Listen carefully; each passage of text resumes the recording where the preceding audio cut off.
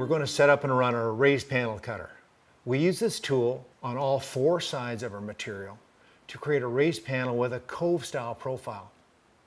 And this can be used in cabinet doors, interior or exterior doors. The raised panel cutter comes with a cove-style profile. This has a straight tongue to fit easily into the stile and rail grooves of your door. This raised panel cutter is designed to run below the workpiece, set into the table. You will need a table ring opening of 190 millimeters or 7.5 inches, as well as clearance depth of 32 millimeters or 1.25 inches below the table surface.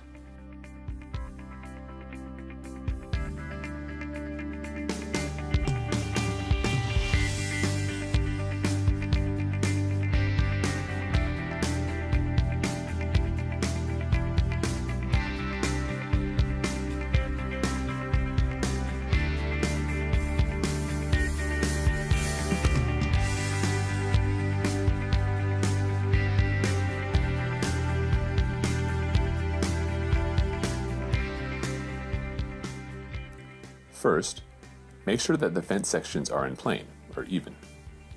We're not removing material from the panel edge, so your panels need to be trimmed to the final size you need to fit the assembled frame. Take into account any space required for space balls or other expansion room. To set the profile height, you need to know the width of the groove the panel will be fitting into. The tongue thickness of the panel will be slightly smaller than the groove width. The cutter share cabinet door set mills a 6mm wide groove, so we'll get a good fit with the panel tongue at 5.5 millimeters. Our panel stock is 16 millimeters in thickness. If we set the top of the tongue section to 10.5 millimeters above the table, that should give us the correct tongue thickness to fit into our rail groove. Secure the fence opening to give 1.25 inch clearance on both sides of the tool. If your fence has fingers, close off the opening above the tool so that the panel edge can run across smoothly.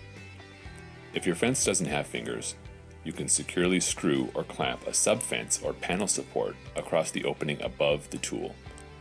Make it the full length of the fence sections to support the part as it infeeds and outfeeds.